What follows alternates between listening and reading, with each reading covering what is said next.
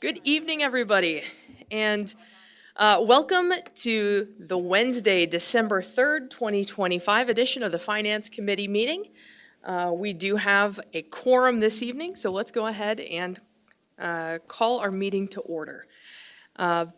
We only have one member absent this evening, and that is Member Farley.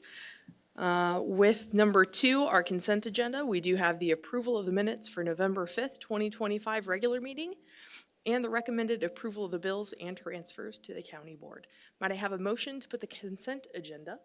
We have a momentary motion, if you will, by Member Leffler, and a second. Was that Vice Chair Friedrich? I saw one. Yeah. There we go.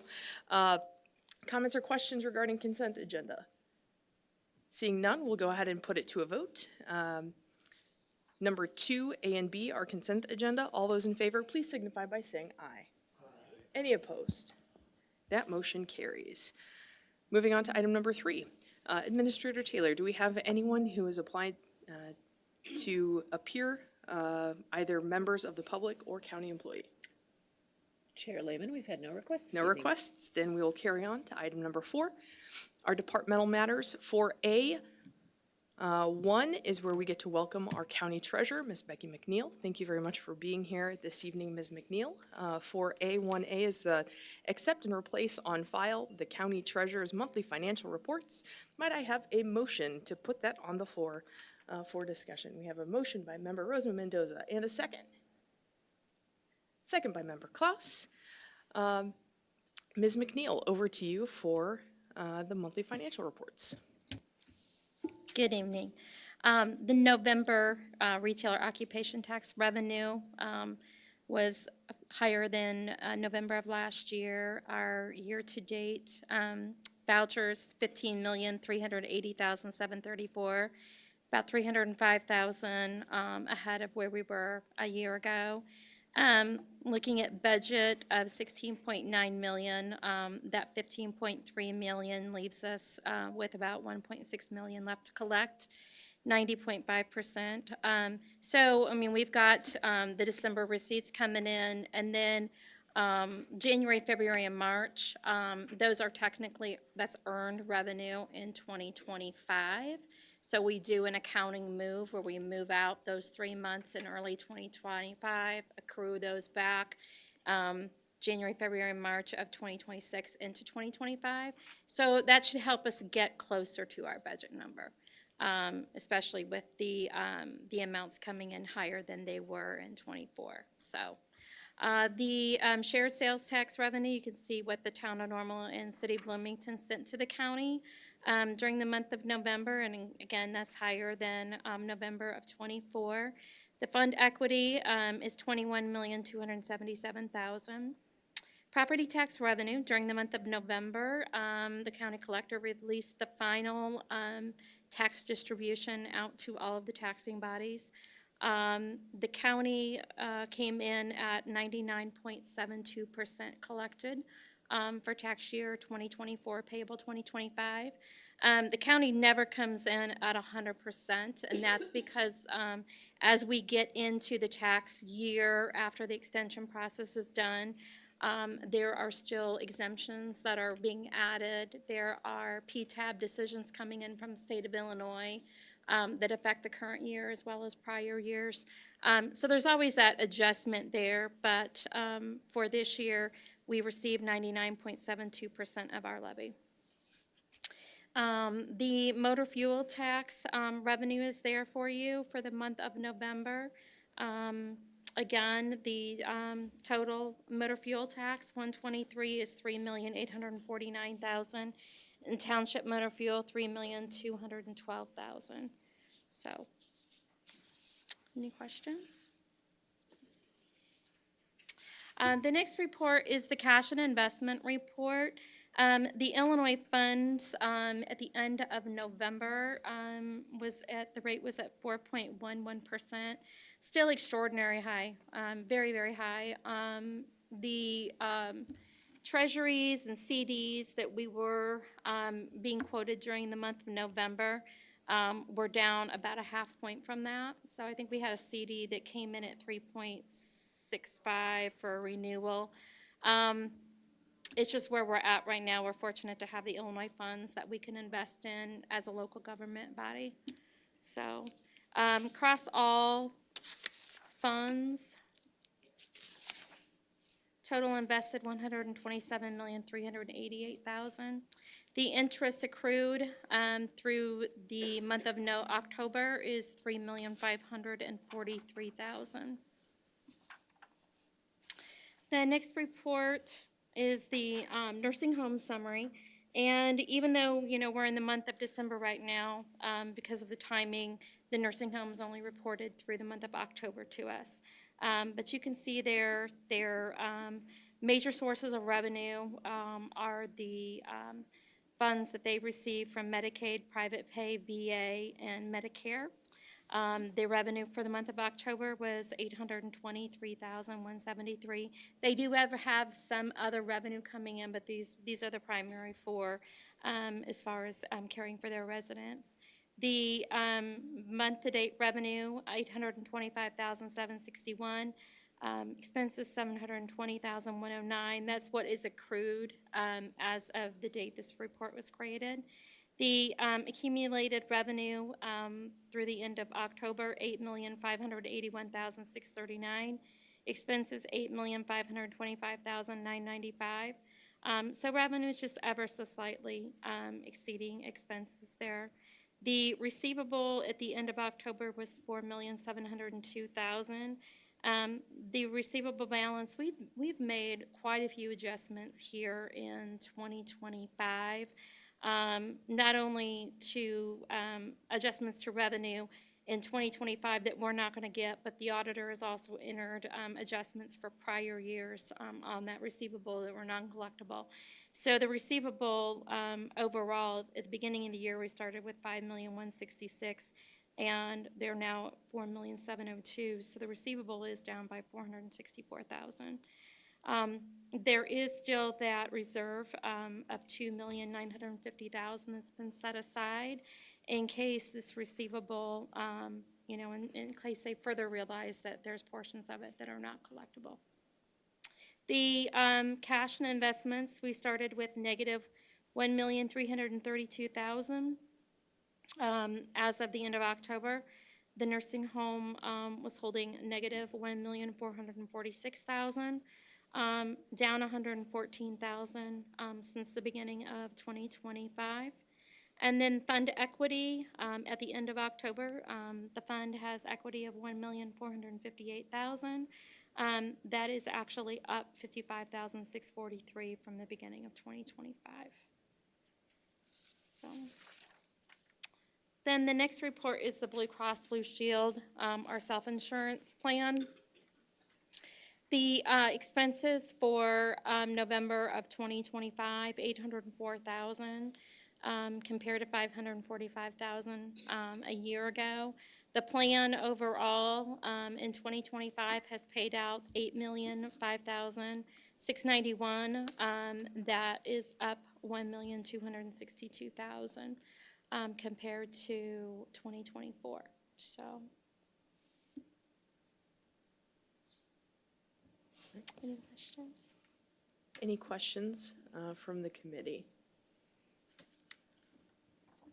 I think next month what I'll do, when I talk about this, I probably should also give you a report, and you can see it in the county auditor's financial reports, although I think it's combined with the overall general government. But this, the Blue Cross Blue Shield premiums are paid out of the Employee Benefit Fund. So next month, I'll bring in a report that shows you like the expenses to the fund and the transfers and so forth, just so you can see the status of the fund that is the overall fund that the plan operates out of. So. Thank you very much for your report, as well as for that offering for some additional explanation next month. That's Thank great. you. All right, seeing no comments or questions, we'll go ahead and put item 4A1A to a vote. That's the accept and place on file of the county treasurer's monthly financial reports. All those in favor, please signify by saying aye. Aye. Any opposed? and the motion carries. 4A2, Ms. McNeil, do you have any other items for information that we should be aware of this evening? Thank you. Excellent. Thank you very much for your presence tonight. We'll go ahead and move on to 4B with our Director of Animal Services Program, Marshall Thompson, who has no items for action this evening, but who always does come with a monthly report. So, Ms. Thompson, I'll go ahead and turn it over to you for notes on your report, please. Thank you very much. I want to start and say thank you to facilities and maintenance. They've been doing a really good job helping us at the new facility with all the snow challenges and things like that. So shout out to the crew there for helping out. Going to the report, year to date, 438 pets have been adopted or transferred through the program. We appreciate the community partners there. We've had 479 bite and rabies investigations, and CD has helped review those for any post-exposure prophylaxis that might be needed. We want to encourage citizens, great time to check your home and make sure that bats and other indigenous wildlife can't get into those little creepy crawly places. January through November, we've had 158 feline alters, 78 canine alters, 308 microchips, and 308 rabies vaccinations. So feeling pretty good about getting our numbers up there and hope to see more of that in the future. We had a great partnership with the low-cost Wishbone Canine Rescue Vaccination and Microchip Clinic that was hosted at Paradise Pets Hotel and Day Spa. Much needed for the community, and it was a great opportunity to reach and connect the customers that we serve there.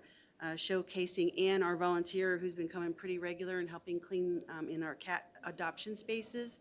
So that's been nice to see those adventures.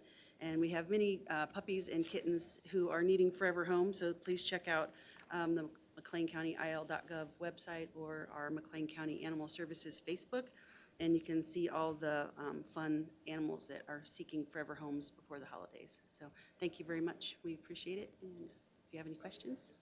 Thank you very much, Ms. Thompson. Any comments or questions from the committee this evening for Animal Services Department?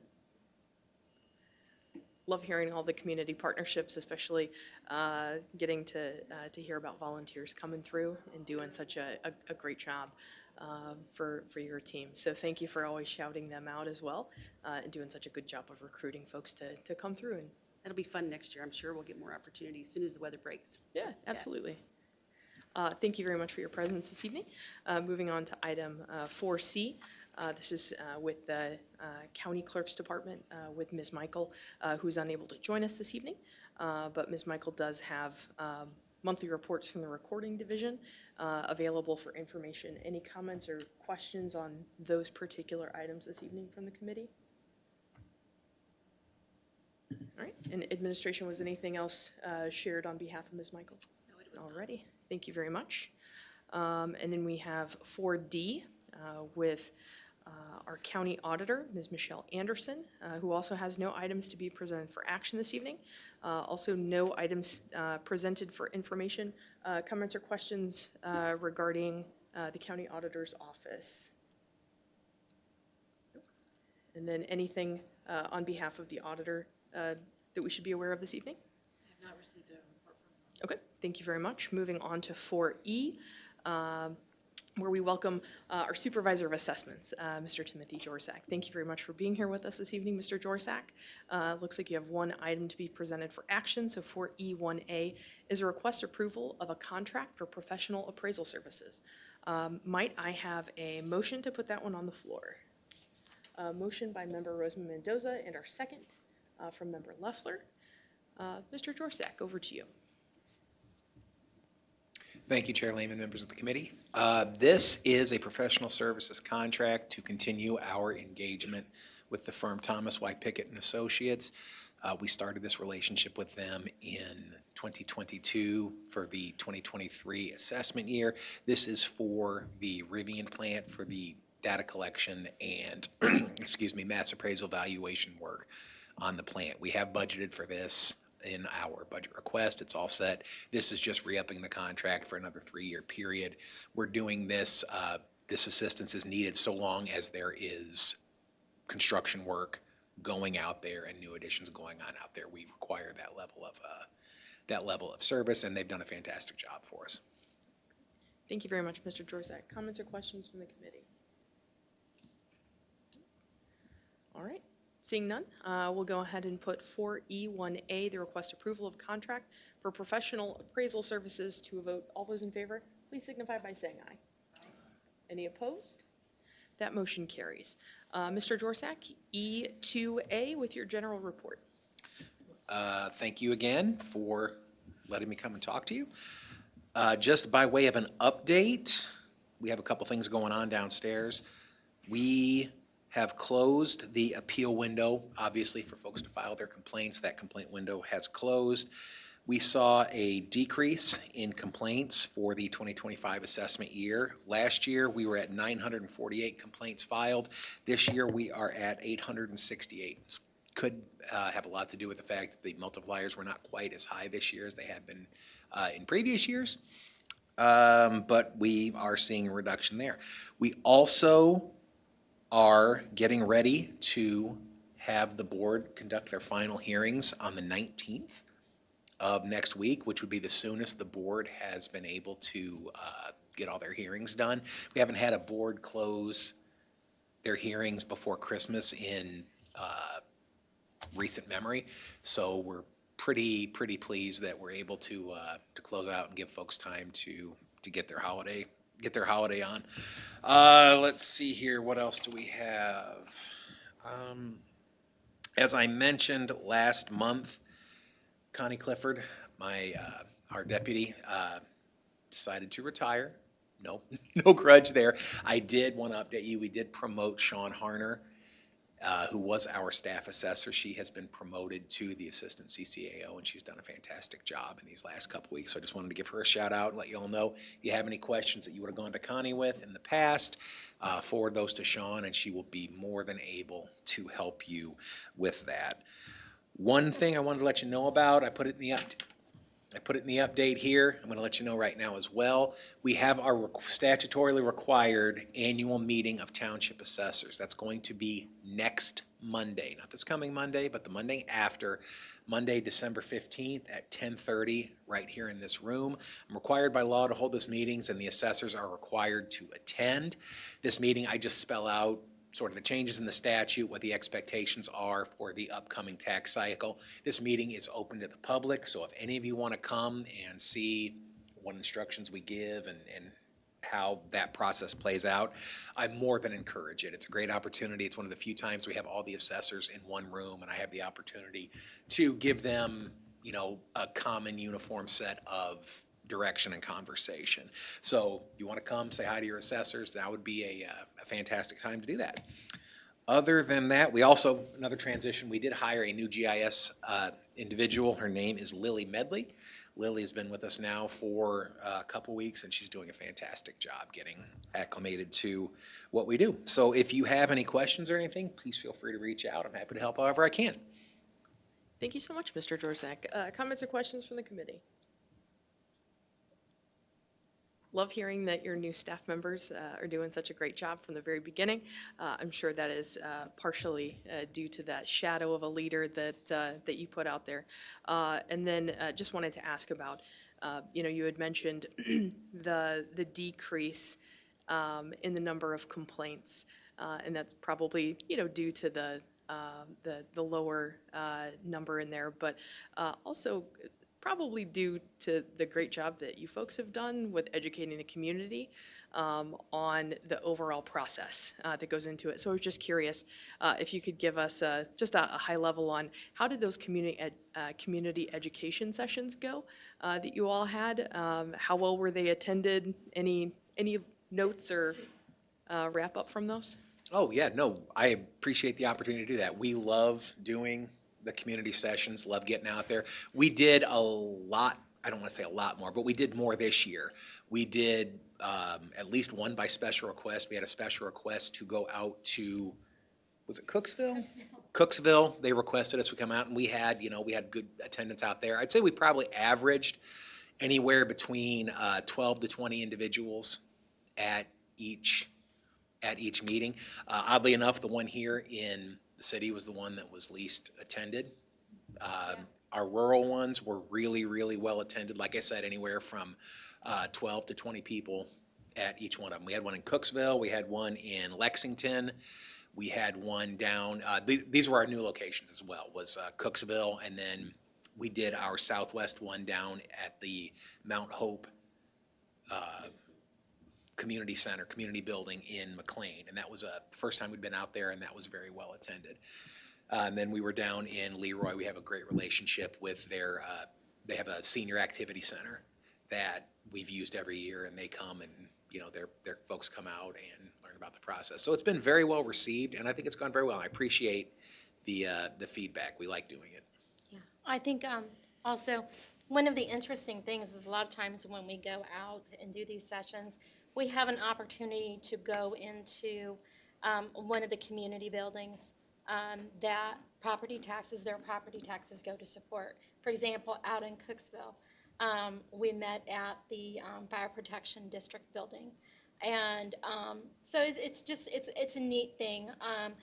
The session in Cooksville was very well attended, and the taxpayers there had a lot of questions that night. And it's something that we'll continue to do. It's something that it just continues to grow. I think it's a good public service. So. Thank you all so very much for doing that. I would concur. It seems like a fantastic public service. So love hearing that they're very well attended.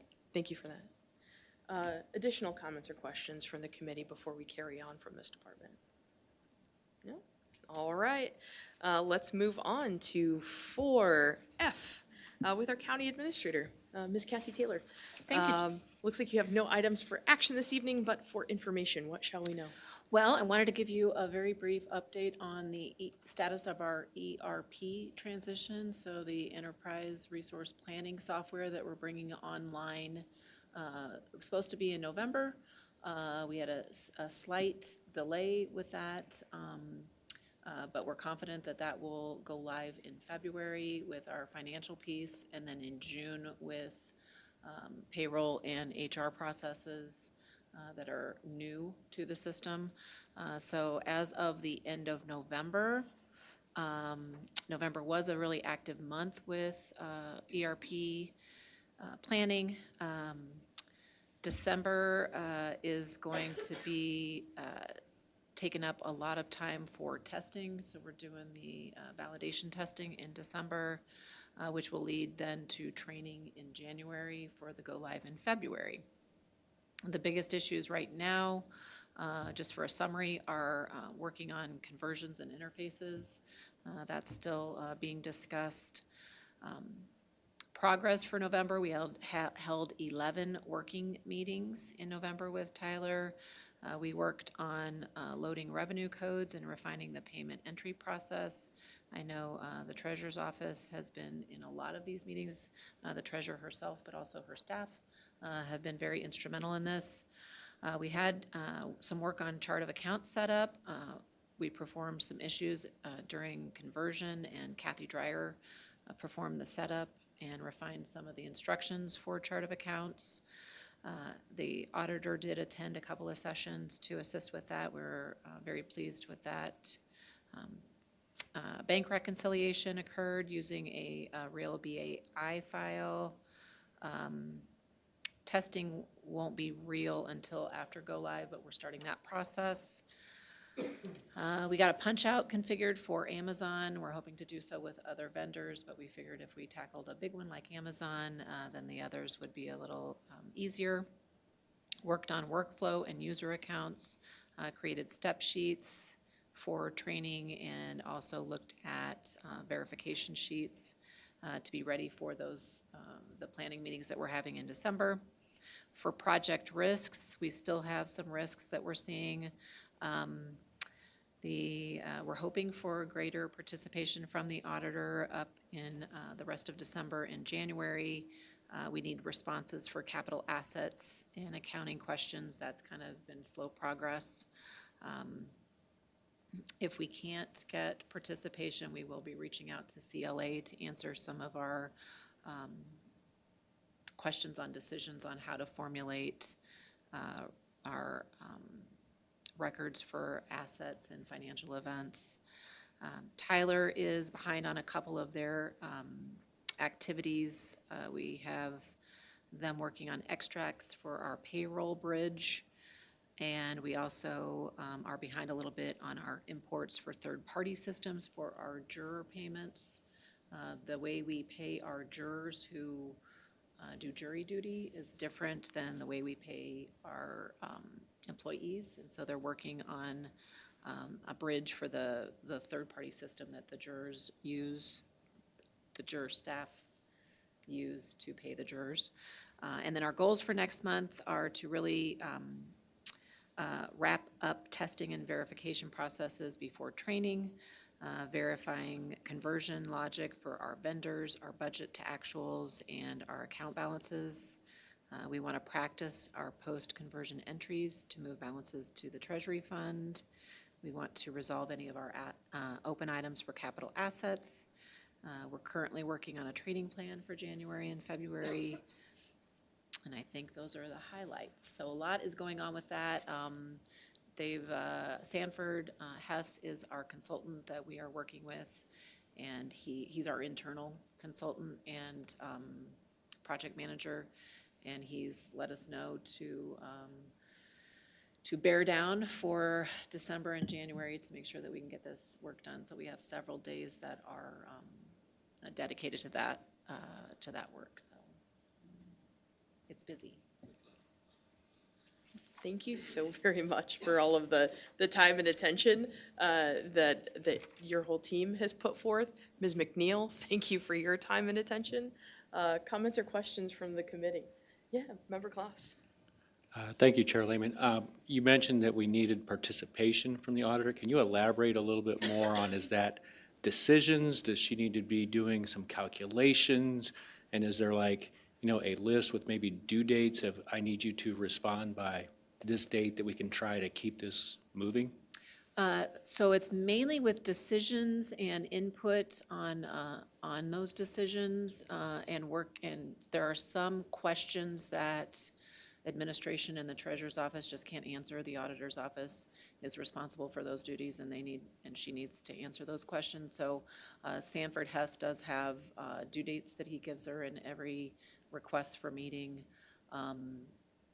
So it's really participation when we have work sessions that are making decisions. We really value her input in that position and would hope to have that participation. And then when we get to the validation and testing, we really would love her input in helping with that validation. Otherwise, staff in administration that are less involved in those processes are going to be doing the validation, and of course you want the people that do the daily work to be validating. But yes, we do have, Sanford Hess and the IT department do have records on requests and timelines and due dates, and we are trying everything to get as much involvement by all parties as we can. Other comments or questions from the committee? All right. Seeing none, that carries us on to other business and communication, saying our next meeting is January 7th, 2026, 5 p.m., making an opportunity for additional comments and questions from the committee with Vice Chair. Thank you, Madam Chair. I will be out of town on a business meeting then, but be happy to phone in on December 7th, or January 7th, I'm sorry. So I'm giving you a month's Amazing. lead time. Thank you for that month's lead time. We will make sure that it is noted for virtual participation. Thank you. Other comments or questions from the committee in a general sense? All right. Well, thank you all very much for your service to the county. I hope everyone stays warm, stays safe, and whatever you may be celebrating in this season, I certainly hope it's merry. Thank you all.